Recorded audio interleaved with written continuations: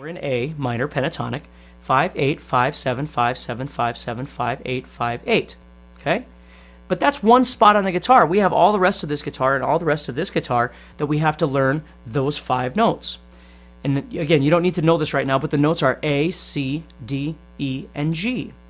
A, C, D, E, G. A, C, and then I run into the strings. So those 5 notes, A, C, D, E, and G, exist all over the fretboard, not just in this one spot.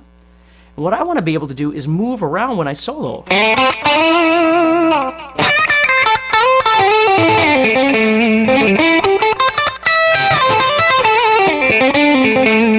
Maybe come down here. Whatever it would be. I'm going to move around and use those 5 positions. So what I'm going to do here is I'm going to set you up with them.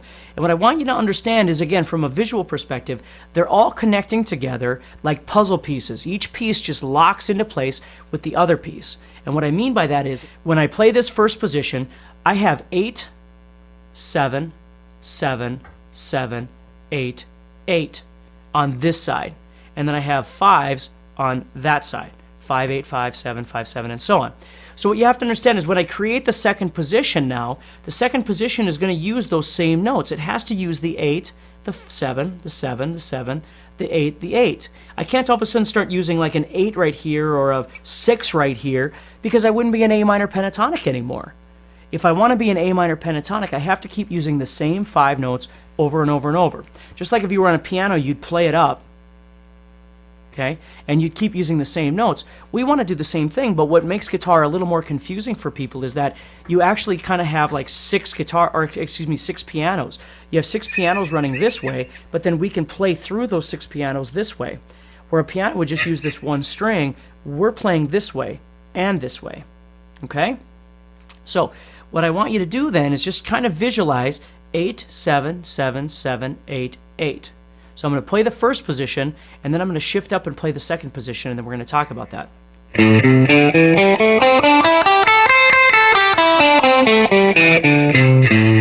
So off of this pinky now, the 8th fret, I'm going to move up to that 8th fret, and I'm going to start with my middle finger now.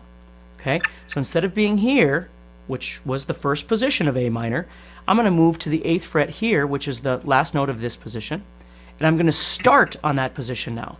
I'm not starting on 9 or 7 because those aren't A minor pentatonic. I got to start on 8. So now my position is going to look like this.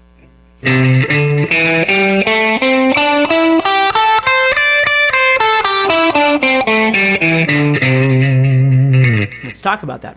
It's going 8 to 10, 7 to 10, and again it has to go to 7 because that's what my last position was at.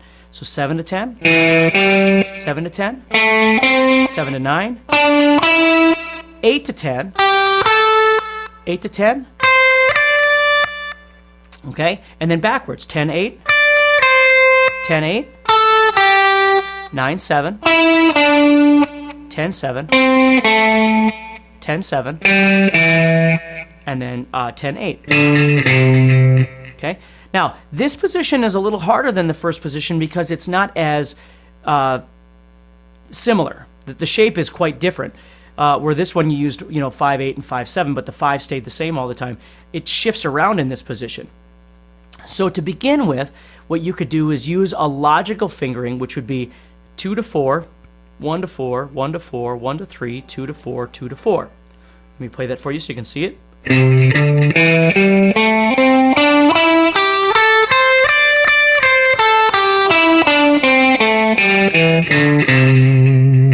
But I'm going to be honest with you, when I go to solo with this thing, 2 and 4 are not the fingers I want to wind up with. Okay?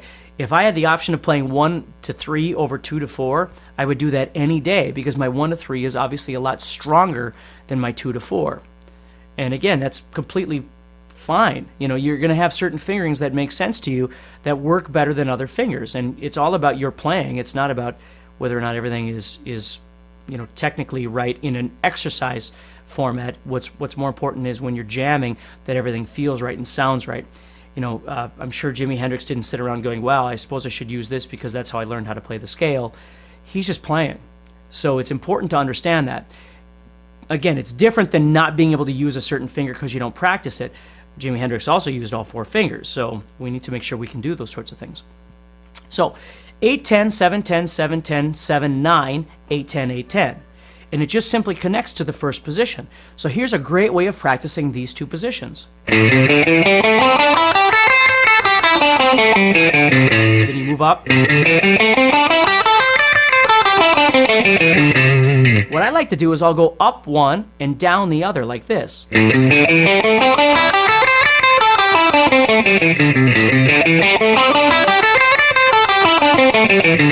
Because ultimately what I want to be able to do is use these scales.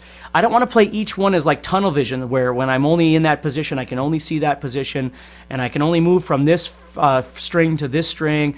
I want to be able to move wherever I want. So my goal is to be able to look at my guitar and see from 5 to 10, see both of these positions as one piece. Now, I can see them as puzzle pieces, as two different pieces connected.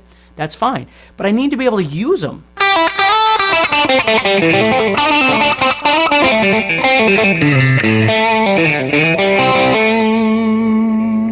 See what I mean? I got to be able to move between them. And when we get into licks and stuff like that in just a little bit, our licks are going to use these things. I'm going to show you how to do something, but then I'm going to show you how to move it around.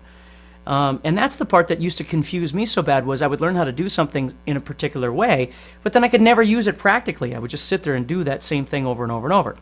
I want to show you how to use things practically. So there's our second position. Now we're going to move on to the third position. The third position starts at the 10th fret, because the last one ended at the 10th fret. Okay, so I'm going to start with my first finger or middle finger. Again, I'm going to start with my first finger, to be honest with you. And I'm going to go from 10 to 12. So now this position goes 10 to 12, 10 to 12, 10 to 12, 9 to 12, so I'm going to back up, and then 10 to 13, and then 10 to 12 again.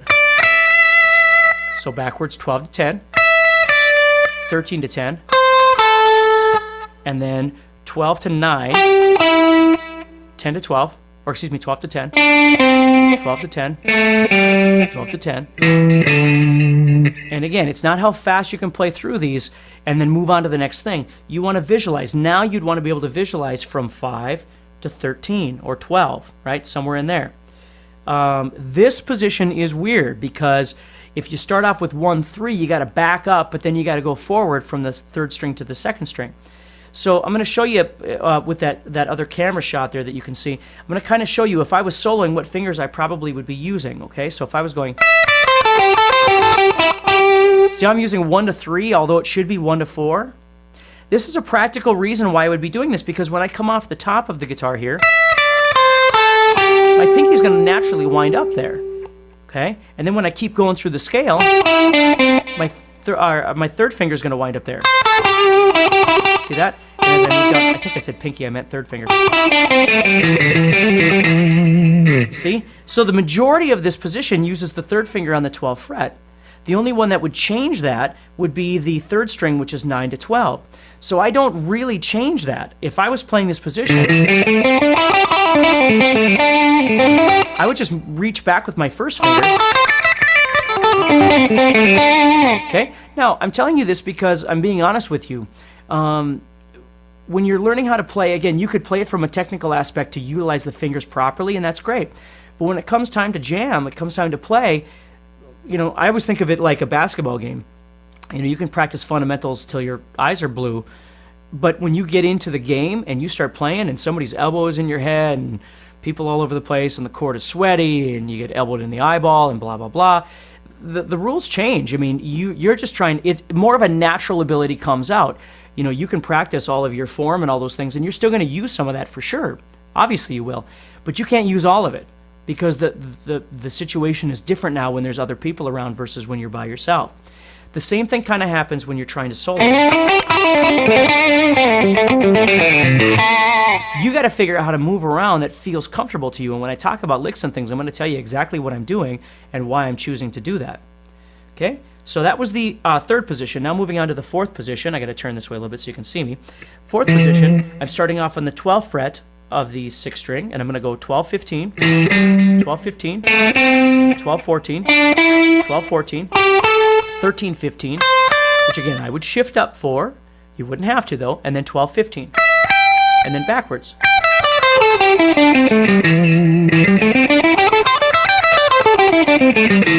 So sometimes when I play it down and then I play it back up, I've been playing this stuff for so long that my fingers have just sort of adjusted to what seems to work the best, what feels most comfortable, and I really don't think about it anymore.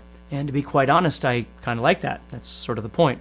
So I don't worry about those sorts of things. I have done many exercises to develop each finger individually and all those sorts of things, and I'm definitely going to tell you about those as well. But we'll get into that later. So here's your fourth position. Now we move up in the fifth position. I got to make sure you can see me here on the guitar or on the second camera. So I'm going 15, 17, 15, 17, 14, 17, 14, 17, 15, 17, 15, 17. Now if you notice, I've just made a straight line with the 17s, which is the first position, starting all over in the octave. There's your 5 positions. They all connect together. Where one leaves off, the second one begins. Where that one leaves off, the next one begins, and so on. What you also want to understand about that is, if this is the first position at the 5th fret, which it is, that means the 5th position is right here. It's not just up there, it's down here too. Okay? So if I was playing the first position here, my 5th position was right here.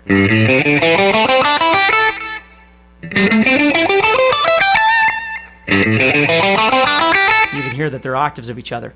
So my 5th position is down here because a lot of times people keep learning to go this way on the guitar, but they never think about going that way. We want to go that way. Okay, so our 5th position is here in the key of A minor, which means our 4th position is here, and our 4th position is going to use open strings. Any of the 12s we were using up here would be zeros down here. So this one's kind of hard for people to see sometimes, but I want you to see it. So I'm, again, in the 4th position. I'm going 0, 3, 0, 3, 0, 2, 0, 2, 1, 3, 0, 3.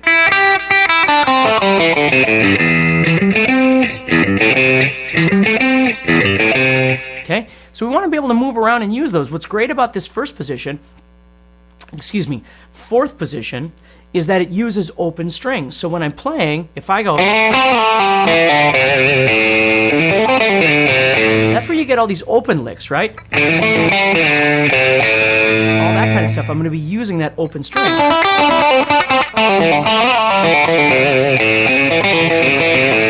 Okay, so I want those.